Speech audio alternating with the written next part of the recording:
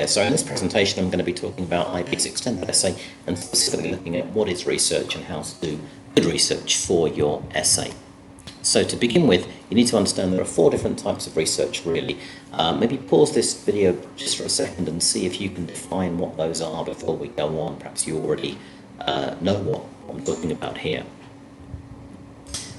If you're not sure, let's go through these and explain. Primary research are things that you do yourself, information that you find and gather yourself. Interviews, experiments, surveys, this kind of thing. Obviously, certain subjects lend themselves to this type of research more than others. Experiments, clearly, you're looking at Group 4 sciences, possibly Group 3. Certainly surveys, probably Group 3 and 4, a little bit more. Experiment, obviously not really for Group 1 and probably not Group 2. Secondary research, obviously looking at what other experts think about your particular topic, pretty common with Group 1 and Group 2 type essays especially. Quantitative research, as the name suggests, focuses on the quantity of information that you're looking at. So you'd be looking at questionnaires covering a lot of people, maybe a few hundred people. A survey with a dozen people really isn't very effective. So things like that, collecting lots of data by doing repeated experiments until you're sure the results are as accurate as you can make them. And then qualitative research is obviously the opposite, focuses on the quality of the information you have. So you're looking at individual interviews with one expert possibly, small focus groups, or a case study into your particular topic. What did that find? So in-depth, detailed research. When you're doing secondary research, Google is not really your best friend here. It can give you the most popular results, but not necessarily the best ones. So you need to think a little bit about what's going to be useful and credible as you go through. Now, some good sources here. Google Scholar, academic journals, they're very usually up to date, cutting edge. You can see what experts are thinking right now. They're published quite often. If you're in a big city with a library, go in, actually have a look at the books. Ideally have a mix of online and actual books to use as references, and possibly interviews. Don't ignore the obvious. If you have a teacher who's an expert in your topic, why not talk to them about that? If you're looking at a particular author and they're still alive, why not message them, send them an email, or go to their website and see if they'll talk to you. They probably won't, but you can say you approach them, which will look good. Bad sources, obviously things like Yahoo Answers, because anybody can put an answer there. Wikipedia is not a terrible place, but it's not perhaps something you want to reference too often in your essay. And then these other sites here, not really ideal. So be careful. Think about the types of sites you're going to use. Different types of extended essay will require different types of research, and a really good idea here is to actually explain this in your essay and in your reflections as well. You're probably not going to use all 4 different types of research in a single essay, and so explaining a little bit about why you chose this type of research and why you didn't choose this other type of research can be very good, because a lot of the extended essay is about you being able to explain the process as much as what you actually found out. Best tip of all, however, as you're doing research, when you find something of interest, make a note of that quote or that idea on maybe a separate document. Keep the URL or the page number from the book, and in your own words, say why you've referenced it or why you want to reference it.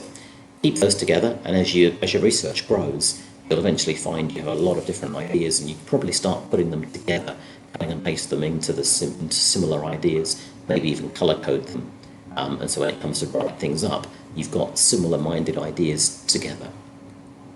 That will save you a lot of time. It's very important that you save time and you work smart when you're doing your EE. Don't wait until the very end to do your bibliography.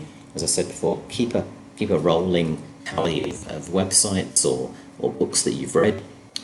Be very clear. Also include the title page and make a note of the day that you viewed it, because URL content, the content itself, obviously can change over time. For information from a book, these are the basic things that you're going to need as well, so make a note of those as you're reading and as you go through. I want to go through some really good pro research tips that I found. There's a few sites at the top there you can check out that will help you. When you're searching, try and be specific and filter things. If you want only information from the US, say that, be clear. Make sure your keywords are specific, otherwise it's going to be very hard to find what you want. Some sites you may be looking at texts that are quite recent, within the past like 5 to 10 years, maybe for subjects that tend to change more frequently, such as science. Maybe there are new discoveries. A text from 30 years ago may not be as relevant, but for literature it may be if it's a classic text on that particular topic. Usually a mix of old and new sources work fairly well. If you do use Google, I don't recommend to use it very often, but generally asking a question rather than just sticking in keywords will give you the best results. Google is very powerful, but it's not very good at inferring or guessing, so lay it out for Google if you are using that. Searching for something in speech marks means Google will just look for that combination of words. Otherwise it won't look for the words individually. It's a good idea sometimes to put them in speech marks, and that can better define your search. Google Scholar will show how often an article has been cited or mentioned by others. That's a really good first step. You can see then how popular that is. You can also filter it by time and have the most recent results. You can spend a lot of time searching, so be very specific about what you're looking for and stick to that. You may find articles that are interesting, but they're not really of interest to your particular research question, so you've got to be fairly well disciplined. Make a note of the websites you want to use and the date when you found them. As I said, keep doing that as you go along. Certain sites will ask you to sign up before you can download anything. One option here is to create a new email account to do that for yourself. Register using that email account, and then you avoid getting lots of spam and unwanted emails at the end. You can just close that account when you are finished. As I said, search using specific speech marks. For example, Harry Potter will just show you those combinations. If you have a big document and you're looking for things, then hit Control F, which I'm sure you probably know about already. And Control F, you can search for a specific word or phrase. That can save you a lot of time. If you search for define, colon, and then the word on Google, that will give you quick definitions of that particular word. And possibly one of the best tips is when you're doing your research, turn your phone off, assuming you're not using your phone to do the research.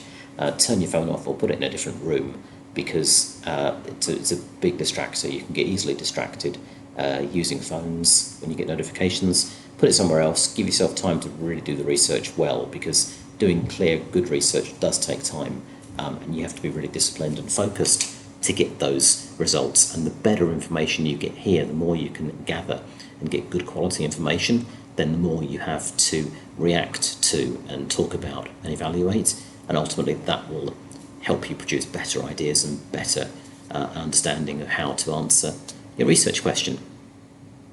Okay, so there's a quick run through there of what actual large language research is, and some ways to go about starting to do it. So good luck with that. I hope that helps.